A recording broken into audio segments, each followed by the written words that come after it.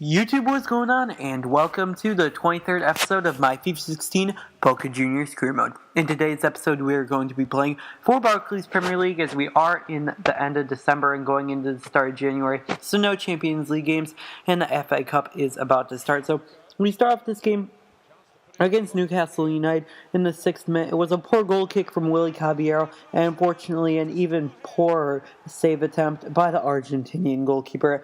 As I've said it time and time again, but Willy Caballero just is not good enough. Even though he is like 84 rated at this time, he just hasn't been good enough. And this is the worst goalkeeping duel I've ever seen in a Barclays Premier League game. Not only our guy Caballero, but also Newcastle's Karl Darwall, as Newcastle does double their lead with Alexander Mitrovic getting his first half brace, making it Newcastle United 2 and Boca Juniors 0. But here comes the poor goalkeeping from Newcastle. It's Paulo Dybala running through, playing it through to Zuccolini, who has the shot right at Darwall, but somehow it goes through his legs. I don't even know how it goes in.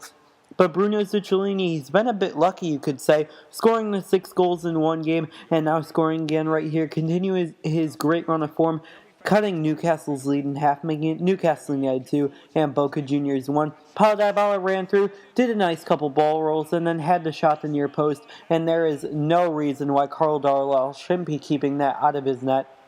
And Paulo Dybala does tie the game, but unfortunately for us, the goalkeeping would just continue to get worse as Jan Man Oberton does run down the wing, does a couple of our defenders, and then has the shot at the near post, beating Willy Caballero.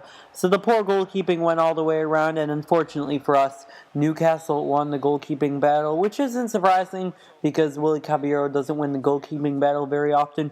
But he actually does have a better episode after that game, but that was just a horrible way to start off. We now go into a game against Tottenham on Saturday, and I say on Saturday because you will see our fixture list. Absolutely nothing happened in this game, so it was a very boring 0-0 draw.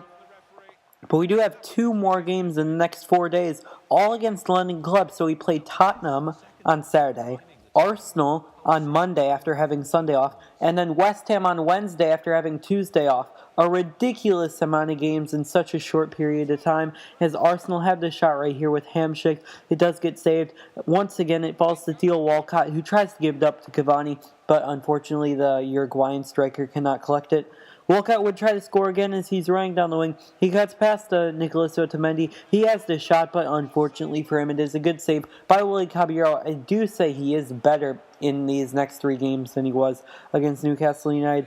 Unfortunately for us, a very poor ticky-tacky foul right there on Boca Juniors. Pjanic steps up, takes the free kick, plays it short to Williams. Williams on the ball, gets intercepted, but he does another dive.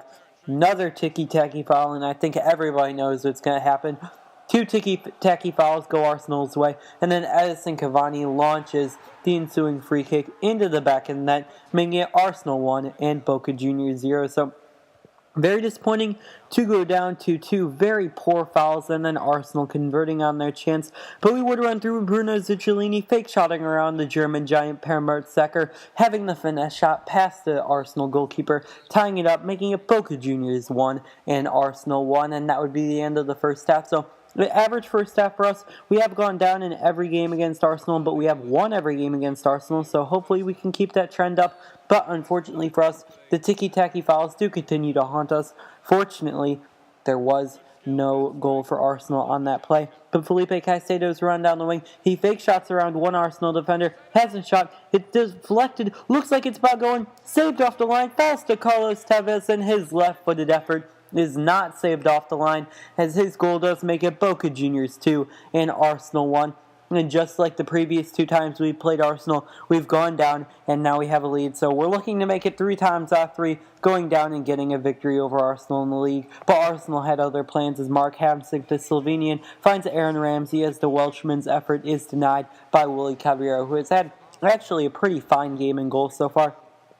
Theo Walcott's on the corner and he plays it out to Williams. Williams wins the header. It falls to Mertesacker, who gives it up to Ramsey. I don't know how Arsenal win all these headers. And Aaron Ramsey's strike ties it up for Arsenal against Boca Juniors at the Emirates, making it Arsenal 2 and Boca Juniors 2. So Very disappointing to concede a goal in the 90th minute against Arsenal, and the poor refereeing decisions, in my opinion, continue as Palacios runs down the wing, tries to whip it across, gets the ball taken from him, and somehow it's the end of the game. I don't even know what was going on with the referee in that game. Definitely think he cost us points. Honestly, probably the first time I will definitively blame a referee for costing us points in this series. But once again, on only one day of rest, we do play West Ham United, and the poor refereeing continues for this episode as Paulo Dybala does a couple fake shots, cuts to the inside, has the shot, gets taken out, and does get injured on the play. Good news for us is that he was not injured, but I just don't know how you can't call a penalty when a guy gets injured on a play inside the box. The guy got no part of the ball, so I was just so disappointed with that. But Dybala is still in the game. He does intercept the ball from the West Ham defender. Dybala cuts past a couple defenders. Fake shots back to the outside. Dybala has this shot, and Dybala scores the goal, beating Adrian, the West Ham goalkeeper, avenging his previous time in the box, his previous chance. He was tackled and hurt on the play for a couple of minutes, but he did come back and came back stronger and scored the goal, so that was really good to see Paulo Dybala playing through adversity, and then Eric Dyer intercepts it from Pedro Obiang, plays through Demarai Gray, and Demarai Gray makes a world-class finish into the bottom corner, making it Boca Juniors 2 and West Ham United 0, and that will wrap it up for this episode of my FIFA 16 Boca Juniors Career Mode. If you enjoyed, make sure to leave a like and also subscribe for more FIFA 16 Boca Juniors Career Mode and other FIFA 16 content.